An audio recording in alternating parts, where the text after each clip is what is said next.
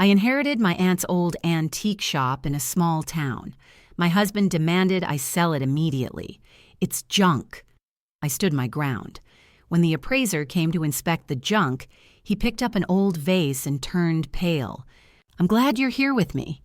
Please listen to my story till the end and let me know which city you're listening from. That way I can see how far my story has traveled. I never imagined that a phone call on a Tuesday morning would unravel my entire life. But isn't that how it always happens? One moment you're drinking coffee in your kitchen in Cedar Falls, Iowa, planning your grocery list, and the next, everything you thought you knew begins to crumble. My name is Margaret Hayes, and at 58, I thought I had life figured out. 23 years of teaching high school English, a modest but comfortable home, and a husband who, well, I thought we were content if not passionate. David worked in insurance, steady and reliable, or so I believed. We'd fallen into that groove that long marriages do, where silence at dinner isn't awkward, just familiar. The call came from a lawyer in Millbrook, a town I'd only visited twice in my life. My Aunt Josephine had passed away at 84, and she'd left me her antique shop. I barely knew her. My mother's eccentric older sister, who'd never married, devoted her life to dusty objects and faded memories. I remembered the shop vaguely from childhood. Dim lighting, musty smells, and endless shelves of things that seemed ancient even then. An antique shop. David's face twisted when I told him. Jesus, Margaret, that's 3 hours away. What are we supposed to do with that? It was my aunt's life, I said quietly. It's junk, he snapped, already pulling out his phone. We need to sell it immediately. I'll call Carol. She handles estate sales. We can have it cleared out in a week. Carol Brennan. I'd met her exactly once at a company barbecue. Blonde, 40-something, with a handshake too firm and a smile too bright. David mentioned her occasionally. His firm used her realty services for commercial properties. Something about the way he said her name always made me pause, but I'd push the feeling aside. After 23 years, you learn to ignore the small things. I want to see it first, I insisted. David's jaw tightened. Why? It's a waste of time. Trust me, these old places are worthless. The building itself might have value, but the contents? Garbage. Carol said, I don't care what Carol said. My voice came out sharper than intended. Aunt Josephine left it to me. I'm going to look at it before we make any decisions. We drove to Millbrook the following Saturday. David complained the entire way about the time, the distance, the inconvenience. I watched the Iowa landscape roll past, trying to remember my aunt's face. She'd seemed mysterious to me as a child, speaking in whispers about provenance and periods, her hands always gentle with objects I wasn't allowed to touch. The shop stood on Main Street, sandwiched between a closed diner and a hardware store that looked barely alive. The painted sign read, Josephine's Treasures, in faded gold letters. My hands trembled as I unlocked the door. Inside, dust motes danced in the weak sunlight filtering through grimy windows. The shop was crammed floor to ceiling, furniture, paintings, boxes of china, glassware, books, lamps, jewelry cases, everything layered with years of accumulation and the particular silence of abandoned places. See? David gestured broadly. Junk, complete junk. Nobody wants this stuff anymore. We're looking at maybe 20 grand for the building, tops, and that's if we're lucky. Carol can list it Monday. But I was drawn to a corner cabinet, its glass doors revealing rows of porcelain and crystal. Something about the careful arrangement spoke of my aunt's love, her knowledge. These weren't random objects. They were chosen, cataloged, preserved. I need more time, I said. Margaret, 1 week. Let me inventory what's here, then we'll talk. David's expression hardened, but he nodded curtly. 1 week. Then we're calling Carol. I drove back alone 3 days later, unable to shake the feeling that I was missing something important. Walking through the narrow aisles, I found my aunt's meticulous records, ledgers dating back 40 years, noting purchases, sales, valuations. Her handwriting was precise, almost obsessive. She documented everything. That's when I found the locked cabinet in her office, and inside, a separate ledger marked Private Collection. My hands shook as I read through the entries. Numbers that made no sense, dates, auction houses, phrases like Ming period authenticated and Sèvres, Royal Commission and Fabergé workshop confirmed. What had my aunt been hiding? I called an appraiser that afternoon, not Carol, but someone I found independently, a man named Robert Chen from Iowa City who specialized in fine antiques and estates. He could come Friday morning. I didn't tell David. Something stopped me. Maybe it was the way he'd been on his phone constantly since we'd visited the shop, texting someone with a small, secretive smile. Maybe it was my teacher's instinct, honed over decades of spotting plagiarism and lies. When Robert Chen walked into the shop that Friday, I watched him move through the space with a professional's eye, noting but not touching. Then he stopped at the corner cabinet. His hand reached for a blue and white vase, perhaps 14 inches tall, decorated with intricate scenes of dragons and clouds. He lifted it carefully, turned it over, examined the base markings. Then his face went absolutely pale. "Mrs. Hayes," he said, his voice barely steady, "do you have any idea what this is?" "It's just a vase," I said, though my heart was already racing. My aunt had hundreds of pieces. Robert Chen set it down with the reverence one might show a newborn baby. "This is Qianlong period blue and white porcelain, 18th century, imperial quality." He pulled out a small magnifying glass, examining the marks again. "If this is authentic, and I'm 90% certain it is, we're looking at somewhere between $200,000 and $400,000 at auction. Possibly more." The room tilted. I gripped the edge of a table to steady myself. "That's impossible. Where did your aunt acquire this?" "I don't know. She ran the shop for 50 years. I barely knew her." Robert straightened, and I saw the excitement in his eyes, the look of someone who's stumbled onto something extraordinary. "Mrs. Hayes, I need to be very clear. If this vase is authentic, and if your aunt had others like it, we're not talking about a small estate. We need to do a complete professional inventory. Every single piece in this shop needs to be examined and documented." My mind raced back to the private ledger, the entries I'd seen. How many items had been listed there? 30? 40? How long would that take? For a collection this size? 2, maybe 3 weeks. I'll need to bring in specialists for certain pieces. Porcelain, jewelry, paintings, and everything should be photographed, insured, secured. He looked around the dusty shop with new eyes. "You need a security system installed immediately. Deadbolts, possibly a safe for the highest value items." "I need to think," I said, my voice distant to my own ears. After Robert left with a promise to send a formal proposal, I sat in my aunt's office chair, staring at the vase that had just rewritten my understanding of everything. $400,000 for one vase. What else was hidden in these crowded shelves? And David wanted to sell it all to Carol Brennan for $20,000. The thought came slowly, then all at once, like ice water in my veins. David had insisted we call Carol immediately, before I'd even seen the place. He'd been on his phone constantly texting. That smile. And Carol was a realtor. She'd know about estate sales, about how to acquire properties below value, flip them for profit. What if this wasn't coincidence? What if David already knew?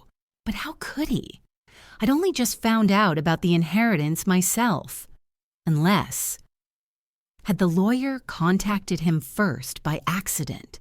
Had Carol done research, found records of Aunt Josephine's purchases, recognized an opportunity? I was being paranoid. 23 years of marriage, and suddenly I was suspecting conspiracy? But the numbers didn't lie. David had been almost frantic about selling quickly, about not waiting, about trusting Carol's assessment. I drove home in silence, my mind churning. David was in the garage when I arrived on his phone.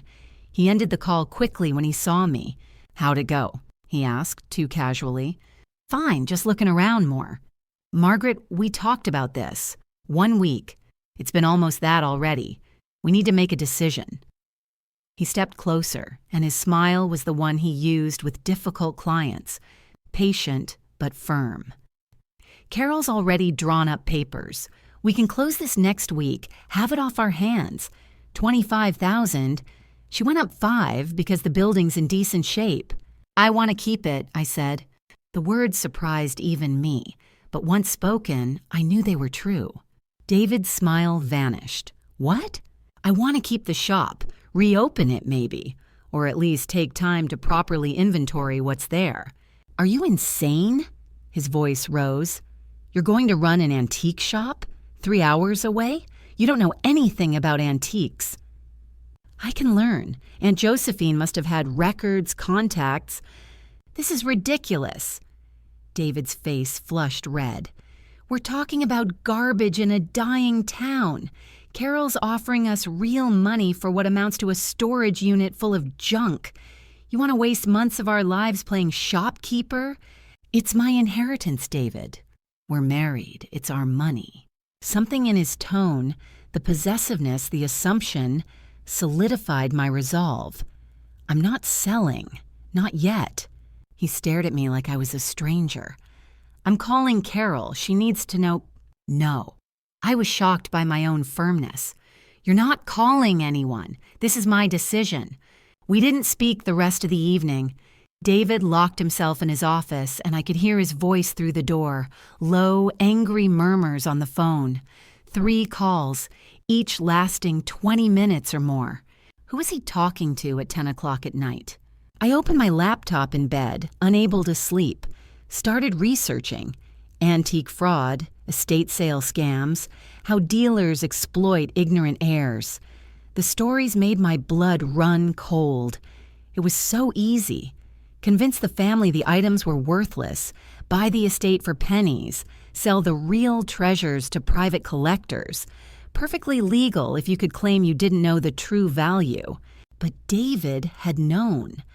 I was suddenly certain of it. He'd known, or at least suspected, and he'd tried to rush me into a sale before I could discover the truth. The question was, what was I going to do about it? I thought of Aunt Josephine spending 50 years building that collection, preserving those beautiful things. She'd left them to me for a reason, not to David, to me.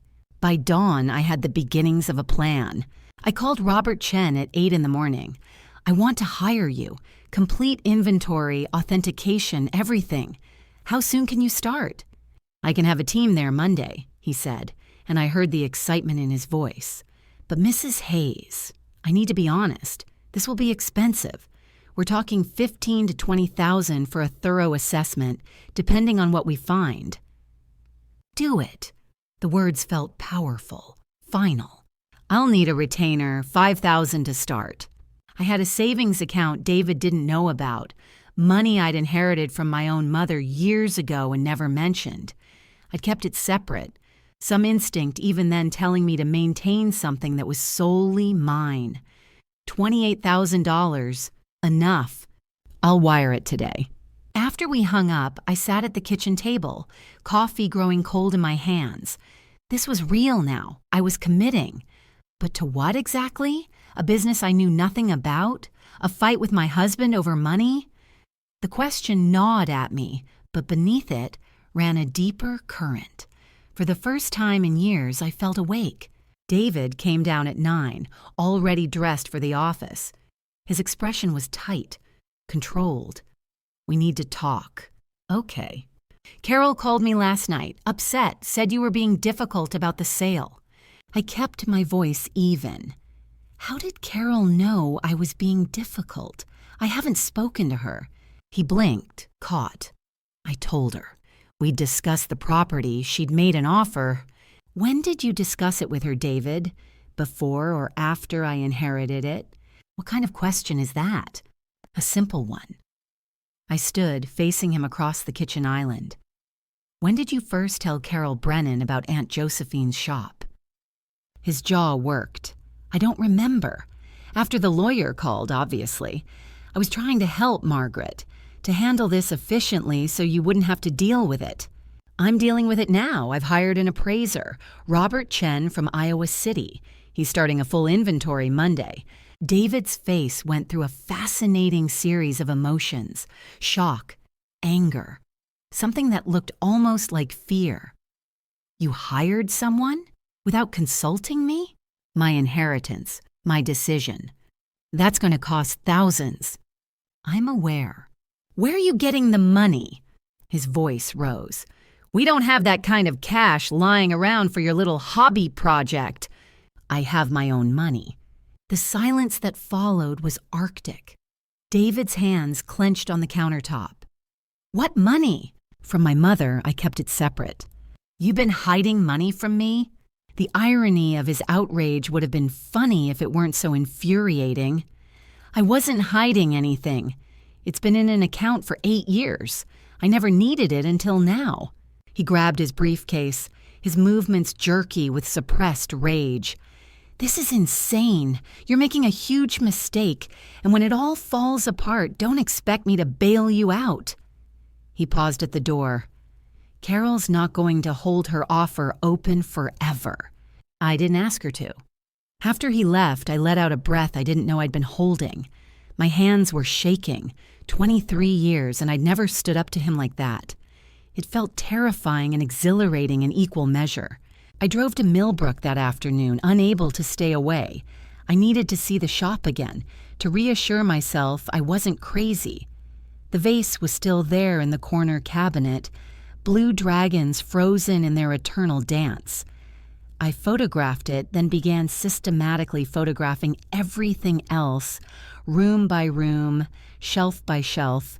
That's when I found the envelope. It was tucked into the back of the ledger marked Private Collection, unsealed. Inside, a letter in Aunt Josephine's spidery handwriting, dated 3 months before her death. Dear Margaret, if you're reading this, I'm gone, and my shop is yours. I'm sorry we didn't know each other better. Your mother and I never reconciled after she married your father, and pride kept us apart for too long. But I followed your life from a distance. I know you became a teacher. I know you married young. I hope you've been happy. This collection represents 60 years of work. I've been very careful, very selective. Every piece has been authenticated and documented. The truly valuable items are listed in the private ledger. Never show that to anyone until you're certain you can trust them completely. I suspect you may face pressure to sell quickly, to settle the estate and move on. Please don't. These pieces deserve to be appreciated by someone who will care for them properly. If you can't keep the shop yourself, work with a reputable auction house. I've included contacts. Trust your instincts, Margaret, and be careful who you trust with this information. Beautiful things attract predators. With love, Aunt Josephine. My hands trembled as I read it twice, 3 times. She'd known. Somehow, she'd known I might be pressured, might face exactly this situation. I pulled out my phone and opened the text messages. Found David's thread. He'd been texting someone constantly lately, but he kept his phone locked, password protected. I'd never checked before, never had reason to, but his iPad was on our home network, and if I was remembering correctly, text messages synced across Apple devices if you didn't disable it. I drove home faster than I should have. The house was empty. David wouldn't be back until 6. I found his iPad in his office, opened it. No password on this one. He'd never bothered. Went to messages. Found the thread with Carol Brennan. And there it was. The messages went back 3 months, long before Aunt Josephine had died. David. Just got word from a lawyer friend. Josephine Prescott, the antique dealer, doesn't have a will on file. When she dies, it'll go to next of kin, wife's side of the family. Carol. That's the shop on Main in Millbrook? David. Yes, I did some research. The old lady's been buying at estate sales for decades. Could be sitting on serious value. If Margaret inherits, she won't know what she has. Carol, if you can get her to agree to a quick sale, I'll take it off your hands. $20,000 cash, we split 50-50. I'll resell the contents through my channels. David. Deal, but we need to move fast once she gets notice. Can't let her start asking questions. I felt sick. Literally nauseous, my stomach churning as I scrolled through months of messages. They'd been planning this, waiting for my aunt to die like vultures circling, and the texts continued after Josephine's death, coordinating their strategy. David. She wants to visit the shop first. I'm trying to talk her out of it. Carol. Push harder. Every day she delays is a risk. If she brings in an appraiser... David. Working on it. Trust me, I can handle Margaret. I screenshot every message, sent them to my own email, to a flash drive, to cloud storage. Evidence. Then I carefully logged out and replaced the iPad exactly as I'd found it. My marriage was over. I knew that with sudden, crystalline clarity. 23 years, and this was what it had been built on. David's certainty that he could handle me, that I was manageable, controllable, too timid to question or resist. He'd been wrong. Robert Chen and his team arrived Monday morning with cases of equipment. Cameras, magnifying lenses, reference books, laptops. There were 3 of them. Robert, a young woman named Lisa, who specialized in porcelain, and an older man named Frank, who handled furniture and paintings. We'll start with the items in the private ledger, Robert said. Those are most likely to have significant value. Over the next week, I watched them work. The vase was indeed authentic Qianlong imperial porcelain. They estimated $400,000 at auction, possibly more to the right collector. But it wasn't alone. There was a Fabergé cigarette case, $200,000, a small Renoir sketch, $350,000, a set of Sèvres porcelain commissioned for the French court, $500,000 for the set, Victorian jewelry with documented royal provenance, $200,000, and more, much more. Your aunt was extraordinarily knowledgeable, Robert said on day 5, his voice filled with awe, and patient. She must have spent decades hunting these pieces, waiting for the right opportunities. Some of these acquisitions, she bought them for hundreds of dollars at estate sales, recognized what others missed. What's the total? I asked. Approximately? Robert exchanged glances with his team. We're not done yet, but conservatively, you're looking at somewhere between $4 and $6 million. If we're aggressive with marketing, possibly $8 to $10 million. The number was incomprehensible. I'd been a high school teacher. David sold insurance. We had a mortgage, a 10-year-old car, an IRA that might let us retire at 65 if we were careful. And now I was sitting on a fortune that would change everything. David called at noon. We need to talk. I'm coming to the shop. I'm busy. Now, Margaret. He arrived an hour later, Carol Brennan beside him. So they weren't even pretending anymore. Margaret. David's voice was tight, controlled. This has gone too far. Carol spoke with some colleagues. They're saying you've hired an expensive team, that you're spending tens of thousands on appraisals. This is our retirement money you're burning through. Actually, it's my money. We're married. His face flushed. What's yours is ours, and you're throwing it away on some fantasy that this junk is valuable. Carol knows the antique market. Tell her, Carol. Carol stepped forward, her smile professionally sympathetic. Mrs. Hayes, I understand you're emotionally attached because this was your aunt's shop. But the reality is, the antique market has collapsed. Nobody wants this old stuff anymore. You're being taken advantage of by appraisers who will tell you whatever you want to hear, as long as you keep paying them. Was that so? I see it constantly in my work. These experts inflate values, charge enormous fees, and then when you try to actually sell, you find out it's all worthless. She touched my arm and I jerked away. I'm trying to help you. My offer still stands, $25,000 cash. You can walk away clean, no more stress, no more money down the drain. I've seen your messages, I said quietly. The color drained from both their faces. What messages? David's voice was carefully neutral. All of them. Every text between you two for the past 3 months, planning how to steal my inheritance, congratulating each other on how easy I'd be to manipulate.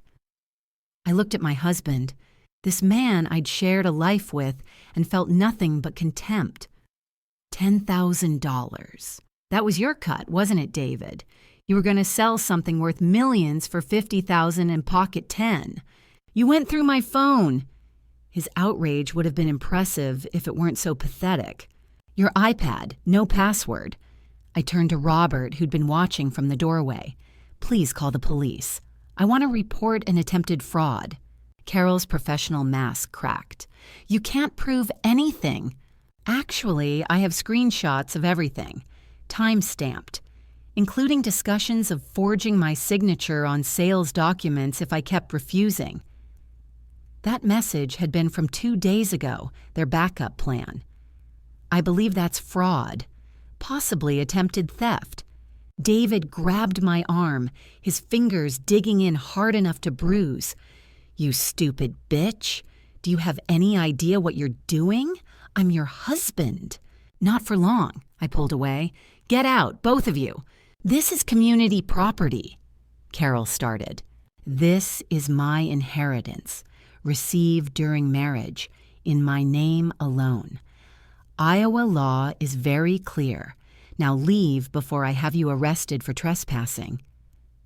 They left, finally, David's threats echoing back as he stormed to his car.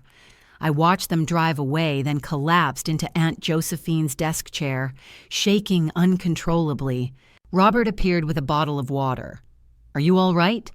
No, I said honestly, but I will be. I took 3 days off after that. Stayed in a hotel in Iowa City, refused David's calls, and let myself fall apart in private. Cried for the marriage that had never been what I thought it was. Mourned the years I'd wasted. Grieved for the woman I'd been. Small, accommodating, so eager to avoid conflict that she'd made herself invisible. But on the 4th day, I woke up angry. And anger, I discovered, was much more useful than grief. David was waiting at the house when I returned. He'd used his key, technically still his home, though I'd already contacted a divorce attorney. Sarah Mitchell, recommended by Robert Chen's wife. Aggressive, smart, and expensive. I'd paid her retainer with money that was entirely legally mine. Margaret. David stood from the couch, his expression carefully arranged into contrition. Please, can we talk? I set my bag down, evaluating. He looked terrible. Unshaven, rumpled, like he'd slept in his clothes. Part of me, the part programmed by 2 decades of caretaking, wanted to ask if he was okay. I crushed that impulse. Talk. I made mistakes.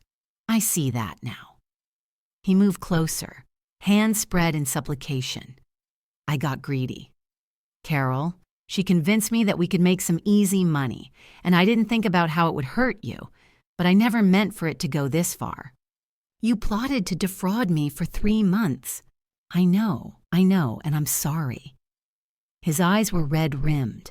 But Margaret, we've been married 23 years. Doesn't that count for something?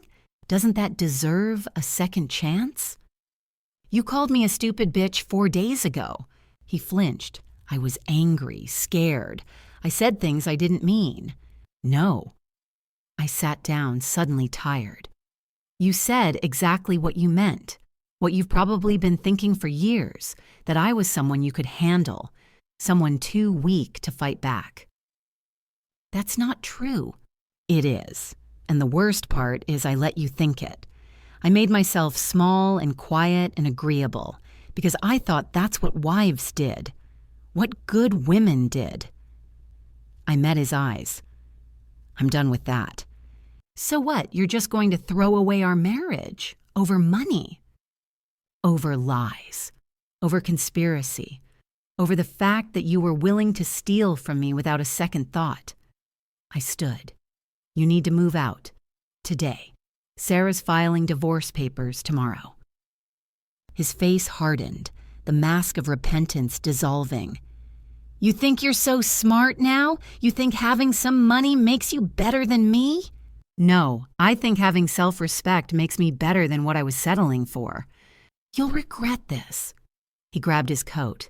When you're alone in that house, when you realize you've alienated everyone who actually cared about you, you'll regret it. Maybe, but it'll still be better than staying married to you. After he left, I sat in the silence of my house. My house now, I'd make sure of that in the divorce, and waited for regret to hit. It didn't come, only relief. Carol showed up 2 days later. I saw her car pull into the driveway and considered not answering. But curiosity won. She looked immaculate as always. Blonde hair perfect, makeup flawless. Designer handbag that probably cost more than my monthly mortgage payment. The armor of a woman who knew how to play her looks like a weapon. Margaret. Her smile was warm, apologetic. I know I'm probably the last person you want to see. Yes. I wanted to apologize. In person. What David and I did was wrong. I let my business instincts override my ethics, and that's unacceptable. I leaned against the doorframe, arms crossed. Is there a point to this? I want to make it right. She reached into her bag, pulled out a check.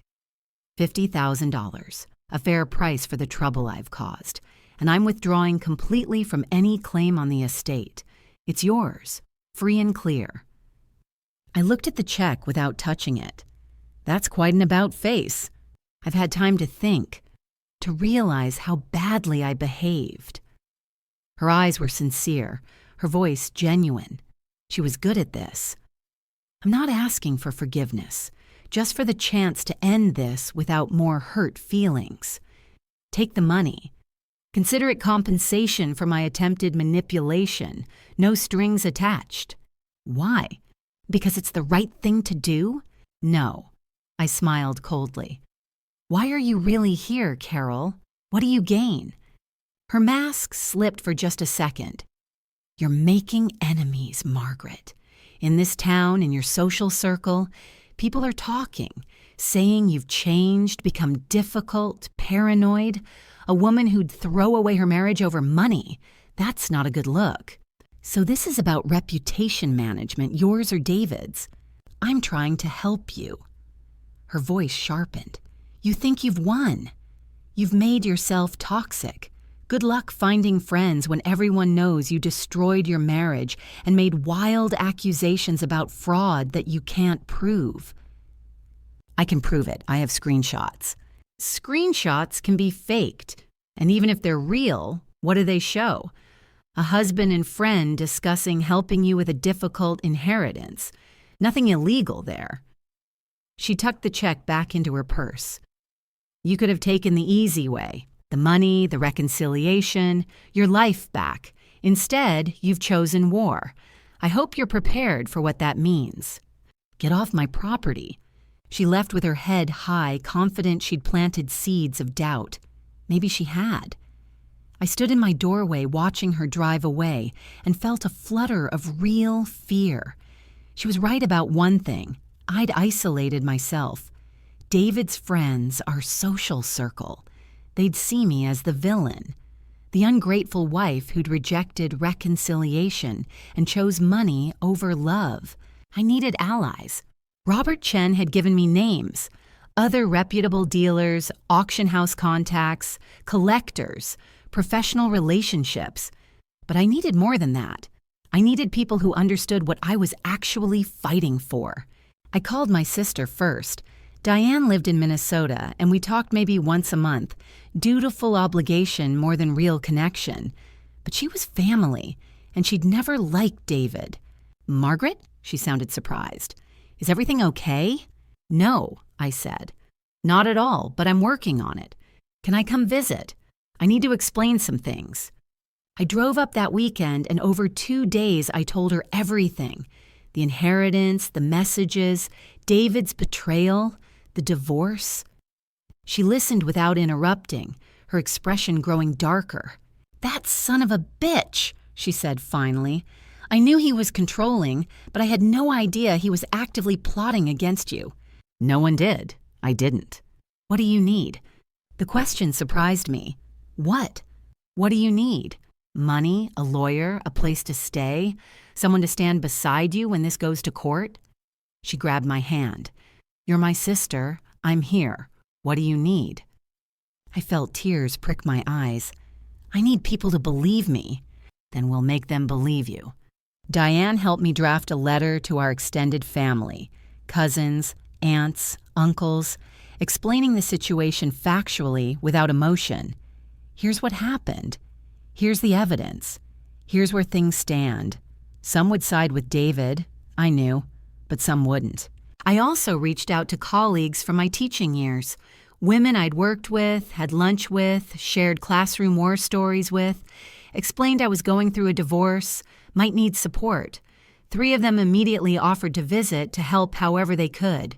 And I contacted the Millbrook Historical Society. Aunt Josephine had been a member, had donated pieces over the years. They were delighted to hear from her heir, eager to discuss her legacy, interested in the possibility of the shop reopening as a proper gallery and museum space. Slowly, carefully, I built a network. People who knew me, believed me, would stand with me. Not an army. I didn't need that. Just enough voices to counter the narrative David and Carol were crafting. When Carol called again a week later, her tone was different, harder. "You're making this very difficult, Margaret." "Good. You don't know who you're dealing with." "Actually, I think I do. A woman who scams vulnerable people for profit, and a man who never respected his wife enough to see her as a human being. Is that about right?" She hung up without responding. David sent lawyers letters threatening to claim half the inheritance as community property. Sarah laughed when she read them. "He can try. Iowa law says inheritances are separate property. He'd have to prove you commingled funds, used marital assets to maintain the estate." "Did you?" "No, everything came from my separate account." "Then he has no claim. He's trying to scare you." I wasn't scared anymore. I was ready. They arrived together on a Wednesday evening. I watched through the window as David's car pulled up, Carol in the passenger seat. Bold of them, or desperate. I let them knock 3 times before I opened the door. "Margaret!" David's voice was measured, reasonable. "Please, just hear us out. 5 minutes." Against my better judgment, I let them in, but I kept my phone in my hand, recording app already running in my pocket. Sarah had taught me to document everything. They sat on the couch, my couch in my house, and I noticed how comfortable they looked together. How familiar. Had they been sleeping together? Probably. Did it matter? Not anymore. "We've been doing a lot of thinking," David began, "about this situation, about how we've all handled it, and we want to propose a compromise." "I'm listening." Carol pulled out a folder, always prepared, always professional. "We've consulted with several antique experts, real experts, not people with a vested interest in inflating values. The consensus is that while your aunt's collection has some value, the market is soft right now. Selling individual pieces would take years, cost a fortune in auction fees, and you'd be lucky to clear $2 million after expenses and taxes. That's not what Robert Chen says. Robert Chen is being optimistic because you're paying him enormous fees. David leaned forward. Think about it, Margaret. He's been working for 2 weeks. How much has that cost you already? 20,000, 25, and he's nowhere near done. 30,000, I said calmly. Carol pounced. 30,000? For what? So he can tell you your aunt's collection might be worth money? Margaret, you're being bled dry by people who see you as an easy mark. We're offering you a way out, David said. 1.2 million cash. Carol has buyers lined up. You take the money, we handle the sale, everyone walks away clean. You keep 900,000 after my share, and you never have to think about that shop again. I let the silence stretch. Watch them both trying to read my face, calculating their next move. They'd rehearsed this, coordinated their approach. Good cop, practical cop. Your share? I asked finally. I am still your husband. And I did help with the initial research, the contacts. You tried to steal from me. That's an ugly way to characterize a misunderstanding. You planned to defraud me for 3 months. You tried to rush me into a sale so I wouldn't discover the real value. You called me stupid for not going along with it. I stood. There's no misunderstanding. There's just theft that I caught before it happened. Carol's professional mask finally cracked. You ungrateful bitch! Do you know what we could have done for you? What we're still offering you? More money than you've ever seen in your pathetic life, and you're throwing it away because of wounded pride. There it is, I smiled. The real Carol. I was wondering when she'd show up. You want the truth? She stood too, abandoning all pretense. Fine. You're a small, timid woman who stumbled into money you don't deserve and don't know how to handle. You think you've become someone powerful? You're delusional. You're playing with people way out of your league, and when this falls apart, and it will, you'll have nothing. No husband, no money, no friends. Just your precious pride and an empty house. You're wrong about one thing, I said quietly. I'm not playing. David's face twisted with rage. You think you're so smart now? So strong? You're nothing without me, Margaret. 23 years, and what did you contribute? You taught school. I supported us. I made the real money. I built our life. You sold insurance and made $60,000 a year. And you have the nerve to act like you're better than me? Like some dusty old junk makes you special? He stepped closer, and I saw something dangerous in his eyes. You're going to lose everything. The house, the money, any respect you had. I'll make sure of it. I'll tell everyone you're mentally unstable, that you're having a breakdown, that you need help. Get out. And when you're alone and broke and desperate, don't come crawling back to me. Get out, I shouted at this time, and they both flinched. Get out of my house right now, or I call the police and have you removed for threatening me. Carol grabbed her bag, heels clicking sharply on the floor. You're making the biggest mistake of your life. No, I said. The biggest mistake of my life was marrying him. David's hand shot out, grabbing my wrist. We're not done. I yanked free. Touch me again and I'll have you arrested for assault. The police are already aware of your attempted fraud. You want to add domestic violence to your resume? He pulled back like I'd burned him. For a second, just 1 second, I saw fear flicker across his face. He was realizing finally that I wasn't who he thought I was, that I'd never been that person. I'd just been pretending because it seemed easier than the alternative. They left, Carol spitting one last threat over her shoulder about lawyers and lawsuits and how I'd regret this. The door slammed hard enough to rattle the windows. I stood in the sudden silence, shaking. Not from fear exactly, from adrenaline, from the enormity of what I'd just done. I just destroyed any chance of reconciliation, any possibility of walking this back. I'd gone to war with my husband, openly and irreversibly. My phone rang. Sarah, my attorney. I got your message about them coming over. How did it go? I recorded everything. Threats, attempts at coercion, David putting his hands on me. Good. Her voice was fierce. That's assault. And combined with the fraud evidence, it's going to make the divorce very straightforward. Send me that recording. Sarah, am I crazy? Everyone keeps telling me I am. Everyone who's trying to steal from you, you mean? She laughed. Margaret, you're doing exactly what you should do. Protecting yourself and your assets from people who don't have your best interests at heart. That's not crazy. That's smart. After we hung up, I poured myself a glass of wine, something I rarely did, and sat in the darkening living room. My hands were still trembling. The fear was real. Carol was right that I'd isolated myself, burned bridges, made enemies of people who'd been part of my life for decades. But beneath the fear was something harder and brighter.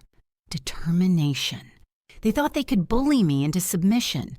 Thought that if they pushed hard enough, threatened convincingly enough, I'd crack and give them what they wanted. They'd underestimated me the same way David had for 23 years. I pulled out my laptop and opened the file Robert Chen had sent that morning. The updated inventory, complete with photographs and estimated values. $4.7 million so far, with 2 rooms still to process. $4.7 million. Aunt Josephine had spent her life building this collection, piece by piece, recognizing beauty and value where others saw only old things.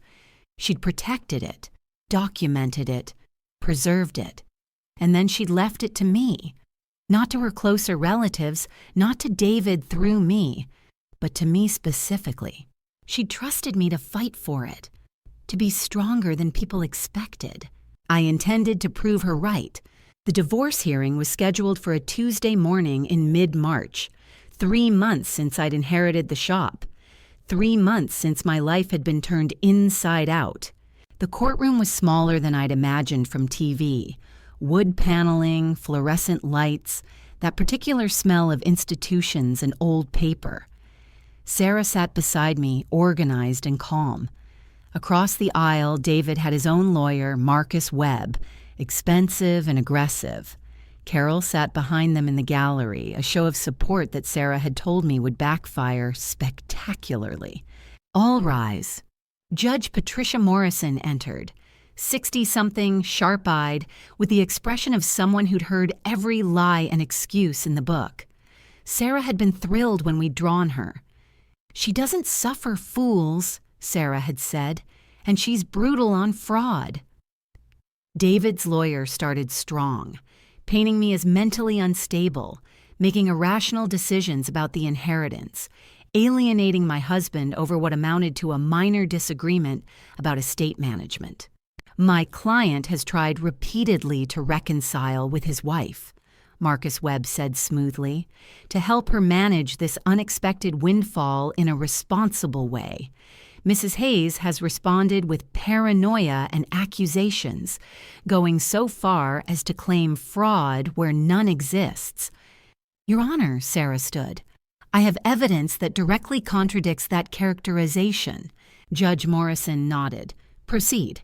Sarah presented the screenshots first, months of messages between David and Carol displayed on a large screen.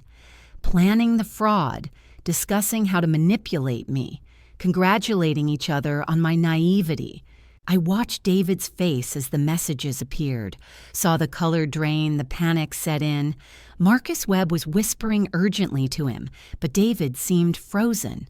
These messages, Sarah said calmly, show a clear pattern of conspiracy to defraud Mrs. Hayes of her inheritance. Mr. Hayes and Ms. Brennan plotted for months to convince Mrs. Hayes that her aunt's estate was worthless, then purchase it through Ms. Brennan for a fraction of its actual value. The true value, as established by certified appraisers, is approximately $4.7 million. They offered $25,000. Marcus Webb recovered quickly. Your Honor, these messages are taken out of context. My client was simply trying to help his wife navigate a complex situation by lying to her about the estate's value. Judge Morrison's tone was dry. Continue, Ms. Mitchell. Sarah played the audio recording from Carol and David's visit. Their threats, their manipulation attempts, David grabbing my wrist. In the quiet courtroom, their words sounded even uglier. Nothing without me, Margaret. When you're alone and broke and desperate, mentally unstable that you're having a breakdown. David lunged to his feet. That's illegal. She recorded us without permission. Iowa is a one-party consent state, Judge Morrison said coldly. Sit down, Mr. Hayes. This is ridiculous. David's control was fracturing. She's making me out to be some kind of criminal when all I did was try to protect our financial interests. By stealing from your wife? The judge looked at him over her glasses. It's community property. Inheritances received during marriage are separate property in Iowa unless commingled, Mr. Hayes. Surely your attorney explained this to you. Marcus Webb looked like he wanted to be anywhere else. Your Honor, if I could have a moment to confer with my client, I think we've heard enough.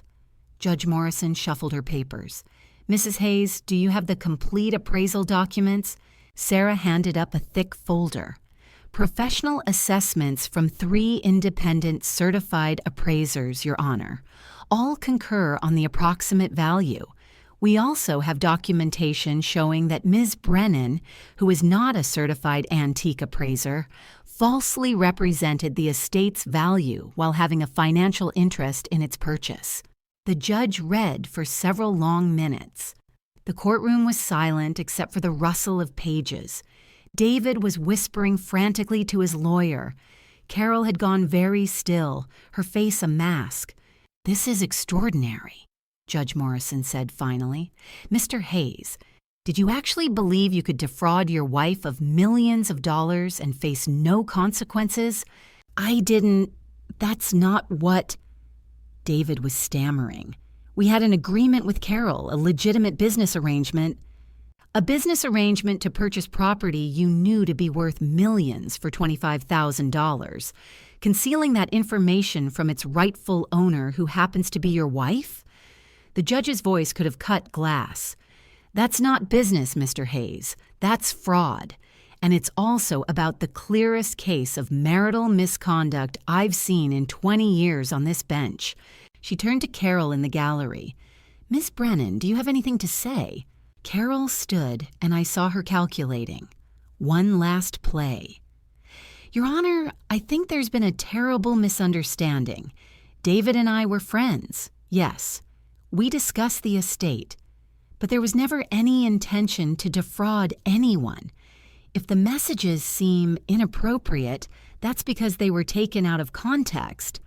I've read the complete thread, Ms. Brennan. There is no context that makes we'll split the profits 50-50 and she won't know what she has into anything other than conspiracy to commit fraud. Judge Morrison's expression was granite. I'm referring this matter to the county prosecutor for criminal investigation. Carol's face went white. You can't. I absolutely can. Sit down. Sarah leaned close to me. This is going even better than I hoped, she whispered. The judge continued. As for the divorce proceedings, I'm granting Mrs. Hayes a dissolution of marriage on grounds of extreme mental cruelty and attempted fraud. Mr. Hayes, you have no claim to the inherited estate, no claim to this house which Mrs. Hayes owned prior to the marriage, and no claim to any assets purchased with Mrs. Hayes's separate funds. You are hereby ordered to vacate the marital home within 48 hours and to have no contact with Mrs. Hayes except through attorneys.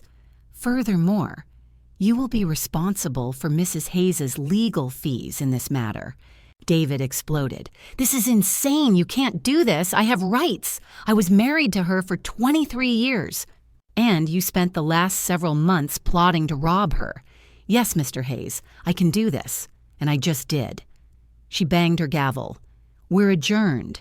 Mr. Hayes, Ms. Brennan, I suggest you both retain criminal defense attorneys. You're going to need them."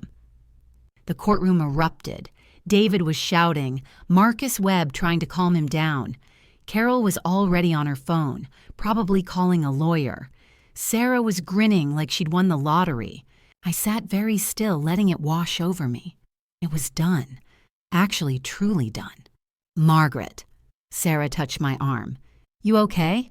I looked across at David, still raging, his face red and contorted. This man I'd shared a life with. This man I'd made myself small for, quiet for, accommodating for. "I'm perfect," I said. The criminal investigation moved faster than I expected. Apparently, when a judge hands you a complete evidence package of fraud, prosecutors get enthusiastic. Carol Brennan was arrested 3 weeks after the hearing. Fraud, conspiracy, attempted theft by deception. Her real estate license was suspended pending investigation, but it got better, or worse, depending on your perspective. The prosecutor's office started digging into Carol's past business practices, looking for patterns. They found them, lots of them. Estate sales where grieving families had been convinced their loved ones' possessions were worthless, properties purchased for pennies and resold for massive profits. At least 6 cases bore the exact same signature as what she'd tried with me. Widow or widower inherits antiques or property. Trusted expert declares it all worthless. Quick sale at bottom dollar prices. Immediate resale to collectors or auction houses. She'd been doing this for years. My case wasn't an aberration. It was her business model. The local paper ran the story. Then the Des Moines Register picked it up. Then it went regional. "Antique fraud ring exposed after teacher fights back," read one headline. I hated being in the news, but Sarah said the publicity was insurance. It made me harder to attack, harder to discredit. 17 families came forward. 17 estates Carol had evaluated over the past decade. The prosecutor was building a case that would put her away for 10 to 15 years. David's situation was somehow worse. His insurance company fired him immediately. Couldn't have an employee under criminal investigation for fraud. They'd built their reputation on trust, they said. His employment contract had a morality clause. He was gone within 48 hours. The Iowa Bar Association launched an investigation into whether he'd used his position to gain insider information about Aunt Josephine's estate. He'd mentioned a lawyer friend in those messages. That lawyer, it turned out, worked in probate. Sharing confidential estate information before it was public record? That was disbarment territory. David's new apartment, he'd moved into a cramped 1-bedroom near his former office, became his prison. The story was everywhere. His friends stopped calling. His family was mortified. His mother called me, weeping, apologizing for not raising him better. I felt nothing.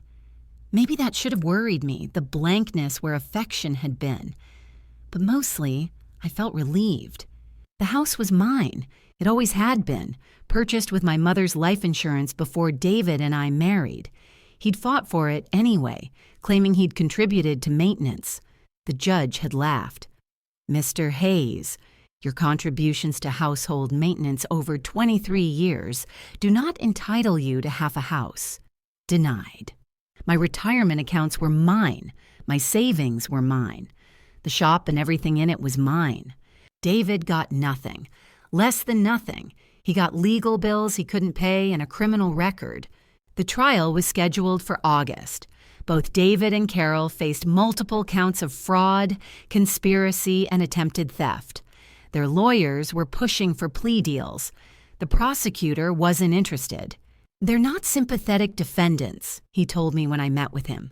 "Well-educated, middle-class people conspiring to rob a widow.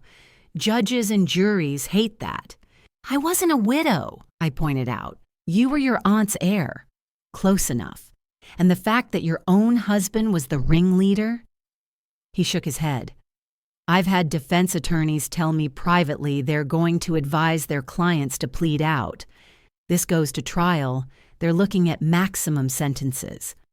I thought about that on the drive back to Millbrook. Maximum sentences.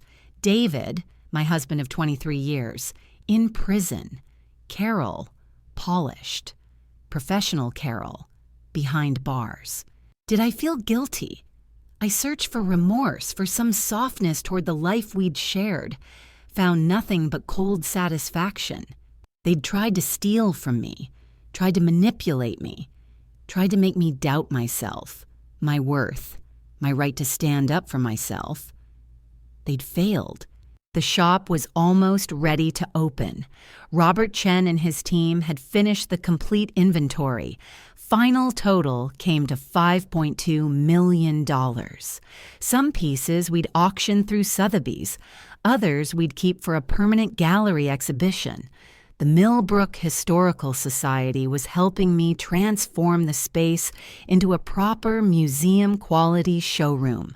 "Your aunt would be so proud," Robert said as we walked through the renovated space.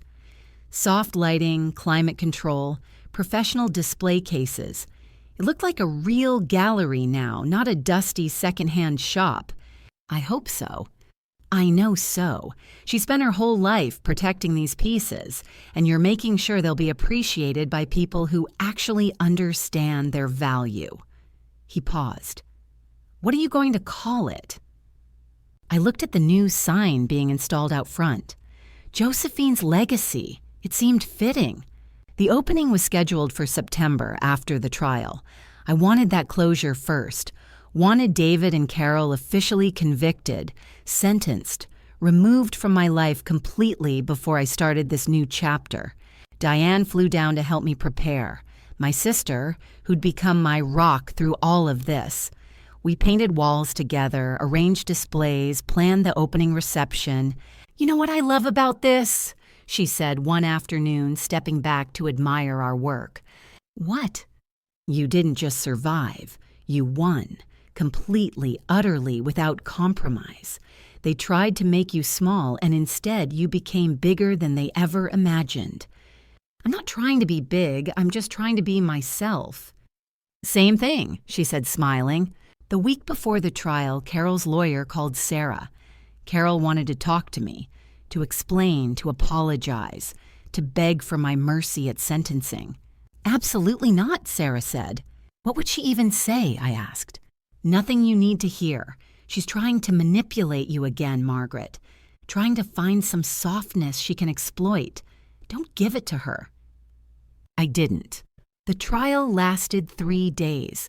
I testified on the second day, walking through the timeline, the messages, the threats, the manipulation. David's lawyer tried to shake me on cross-examination, tried to paint me as vindictive, as exaggerating, as misinterpreting innocent business discussions. I stayed calm, answered every question directly, let the evidence speak for itself. The jury deliberated for 4 hours.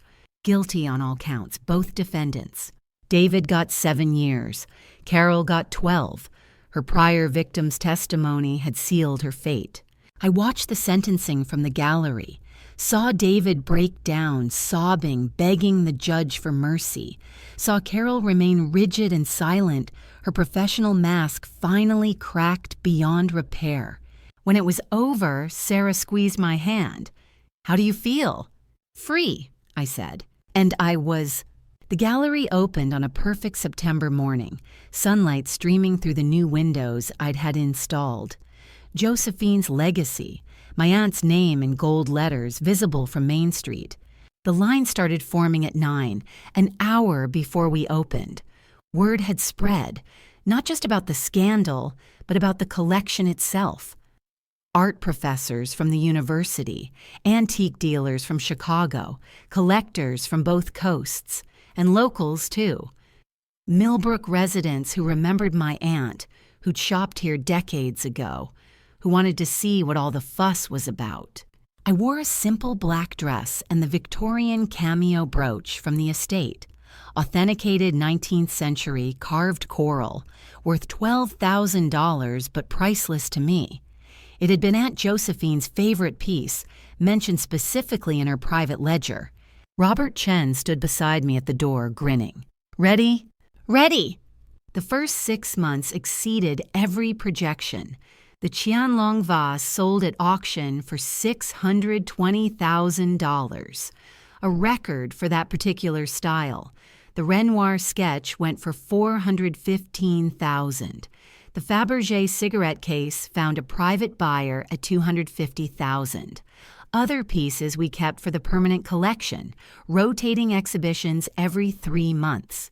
I hired staff, 3 art history graduates who knew far more about antiques than I did, but loved teaching me. Turned the upstairs into a working studio for conservation and restoration. Partnered with the Historical Society to offer educational programs for local schools. The money was extraordinary, more than I'd ever imagined having, but what surprised me was how much I didn't need it. I lived modestly, just as I always had. Put most of it into trusts, into foundations supporting arts education. Gave scholarships to students who wanted to study art history or museum curation. My house in Cedar Falls sold quickly. I bought a small Victorian cottage in Millbrook, walking distance from the gallery. 2 bedrooms, a garden, a porch where I could drink coffee in the mornings and watch the town wake up. Simple. Mine. Diane visited often, and we'd grown close in a way we never had been growing up.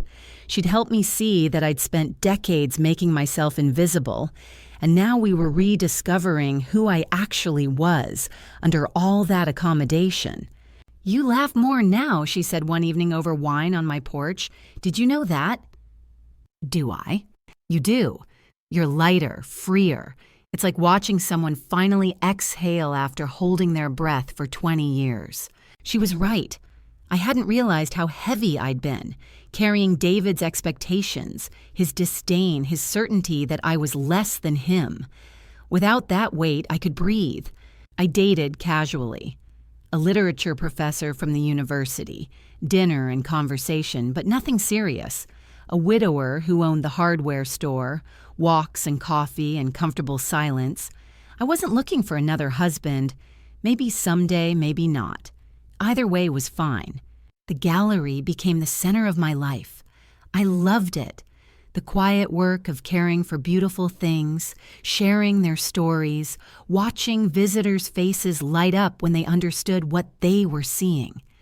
This was what my aunt had loved, and I understood it now. Meanwhile, David's life continued its downward spiral. Prison was not kind to him. I heard through the grapevine, small towns, everyone knows everything, that he'd been beaten twice. Once badly enough to spend a week in the infirmary, that he'd tried to maintain his superiority, his certainty that he was better than the other inmates, and it had made him a target. His family stopped visiting after the first year. His mother sent money for commissary, but she never came. Too ashamed, I heard, too angry at what he'd done. He'd applied for early release twice, denied both times. The parole board didn't look kindly on people who'd shown no remorse, who still claimed they'd been trying to help, not hurt. 7 years he'd serve every day. Carol had it worse. Women's prison, isolated from the other inmates after someone recognized her from the news coverage. Protective custody, they called it. Solitary confinement by another name. Her real estate empire, built on fraud and exploitation, had collapsed.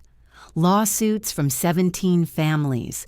Criminal restitution ordered to 8 of them. She'd never practice real estate again. Would never be trusted with anything more significant than a minimum wage job after her release. 12 years. She was 46 now. She'd be 58 when she got out, if she didn't earn additional time for bad behavior. I didn't visit either of them. Didn't write.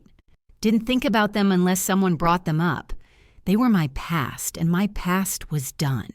My present was the gallery, the cottage, the garden I'd planted that first spring, roses and lavender and herbs I used for cooking, book club on Tuesday evenings at the local library, art lectures I gave once a month, The community I'd built here, slowly, authentically, as myself.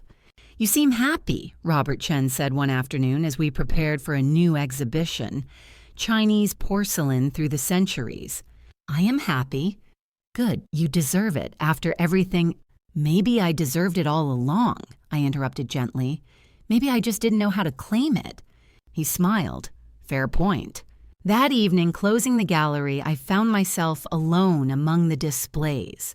Beautiful things, preserved and protected.